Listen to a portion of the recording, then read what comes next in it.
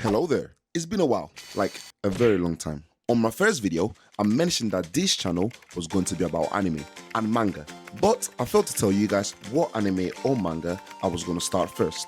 So I went to my community tabs and I asked my 26 subscribers, shout out to you guys, thank you very much for subscribing, what anime should I start and how should I make videos about that anime? And one person responded, shout out to you, Dark Cop 2. And thanks to that one response, I made my decision. I was gonna start with One Piece. Now, with One Piece, we all understand how long the anime is, 1,000+ episodes. That is insane. So it might have been a better idea if I read the manga rather than watching the anime, or if I did a little bit of both, but mainly read the manga. So that's what I did. I read the first 100 chapters of One Piece, which is basically the East Blue Saga. But I didn't want to make one video of the whole saga. And that's why we're starting today with Romance Dawn. So the story begins with a kid called Monkey D. Luffy, a child that wants to be a pirate just like his idol Shanks, who is also a pirate and has his own pirate crew. And we also get to meet this mountain bandit called Iguma, who is pretty much terrorizing the local bar in the area where Shanks and Luffy are chilling, I guess. And he shows his bounty of 8 million berries, which is the first bounty that we see in the story. Now, obviously, if we understand how bounties work, I'm guessing bounties are what they give pirates or bandits or criminals when they are chasing them. And it's almost like a reward that you get if you capture them. So when I first saw this bounty, I thought, oh, this guy is worth 8 million berries, which is an indicator of how strong Iguma is, or at least how popular he is as a mountain bandit. And since we get introduced to two different factions, pirates and bandits, it makes me question, who are the strongest or who are the most wanted in the story of One Piece? Are the pirates, are the bandits, or is there any other faction that's a lot more formidable? I don't know, but it was quite interesting to see. But while Iguma and Shanks are having the moment, we see Luffy eating this fruit. And what these fruits are basically devil fruits. They're fruits that give people powers, superpowers, in exchange of not being able to swim. Which in my opinion, that is a great exchange. But if you want to become a pirate, not so much. So fast forward, we get the great famous moment of Shanks passing the straw hat to Luffy and tells Luffy that he can't return that straw hat once he becomes a great pirate. And that's how Luffy's dream of becoming a pirate and going to sea began. And then so we meet another pirate, Iron Club Alvida. Now Alvida is a lady pirate who pretty much runs a pirate crew with fear, as everyone is scared of her Iron Club. And we also get to meet Kobe.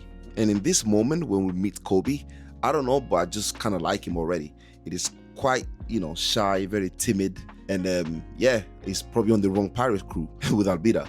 But one thing he did say that really hurt me was when he said that he built this ship for 2 years, but he didn't have the courage to use it because he was too scared to escape from Alvida. And Luffy's reaction is kind of funny. He can't help himself from being very honest. He just calls him clumsy, dumb, and then he's gutless, and then I hate guys like that, but then he laughs about it. So then Kobe is questioning himself, like, why does Luffy have this much courage? And then Luffy tells him that that's because his dream is to become the king of the pirates. And that's when Kobe's eyes kind of brighten up as he's explaining to Luffy that in order to become the king of the pirates, you need to acquire all the fame, the wealth, but the most important thing, to acquire the treasure that connects all as one, the One Piece. And this is where my mind started to think a bit deeper. The treasure that connects all as one. What could that actually mean? Is it an actual physical treasure? But then how will that treasure connect all as one? Is it talking about the people, or is it talking about the seas itself? It was so interesting and I was so intrigued to find out. And this is one of the moments that kept me reading more and more. But through this interaction, we also get to know Kobe's dream, which is to become a marine.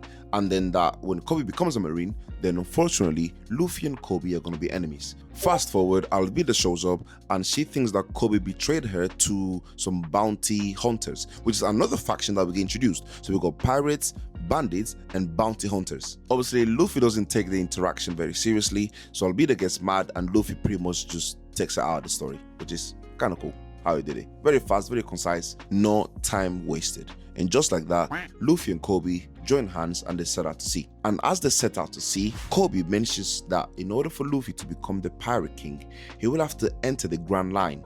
And Luffy is up for it. He doesn't care, he doesn't mind. He's like, yeah, let me go to the Grand Line. But Kobe mentioned something really important. He said that the Grand Line is known for the pirates' graveyard. So Luffy clearly needs some strong crewmates. So what does he do? He goes to Shell Town to find this pirate hunter called Zoro.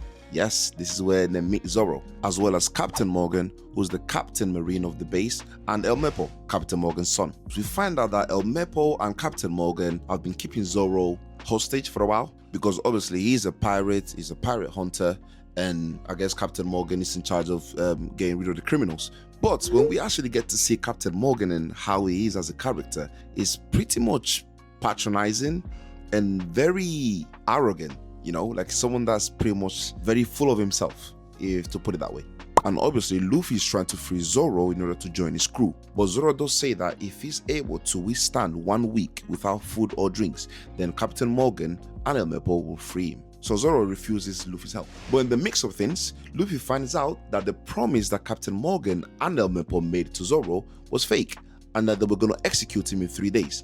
And that really pissed Luffy off. So fast forward, Zoro's dream is to become the greatest swordsman in the sea. This is a promise that he made himself after one of his best friends, Kuina, kept beating him on his duels. And this is something that Zoro just couldn't understand and couldn't comprehend. But then later we find out that Kuina unfortunately passed away of stairs. And this is the first problem that I have in the story. How they just pretty much got rid of someone that, you know, potential to be important in the story. Maybe someone that they could have used to, I don't know, somewhat introduce them in the future when Zoro and Luffy are sailing in the sea. Maybe they can introduce them as a rival in the future, where Zoro now is having duels against Kuina to become stronger, or to become ultimately the strongest swordsman in the sea, because obviously he couldn't beat her when she was a kid, but they just got rid of her. So that was very sudden and unexpected. But anyways, Luffy somehow manages to get Zoro's swords, and this is where the fighting begins. Now, this fight is pretty cool. I like how this fight starts with Zoro and Luffy against Captain Morgan. I mean, the sauce that they give Luffy and Zoro in this moment, and how all the Marines are pretty much saying, hey, we cannot beat these guys together, man. They're too strong. But the exchange that we see between Luffy and Captain Morgan is amazing. I really want to make it clear, I love Luffy's fighting style. Just the choreography and the way he moves and how he dodges and kicks is just something that I like. Especially for a boy that's apparently a kid in the story and is fighting against Captain Morgan, who's got an axe in his hand and is pretty much a grown-ass man, the captain of a marine base. So I was really impressed by what Luffy was able to do against Captain Morgan. It was really good to see. And to finish the fight, Zoro dealt the finishing blow and called Luffy Captain. Hey, that's the best way to get your first and only crewmate at the time. So the connection between Zoro and Luffy is pretty beautiful to see. I mean, they just kind of like just match. And as Captain Morgan gets defeated, all the Marines are pretty happy. They're all cheering and jumping and celebrating that Morgan is gone, pretty much. So they're all celebrating that pirates, ironically, saved a marine base. But now we've reached the end of the video. Obviously, this is the first part of Roma's Dawn,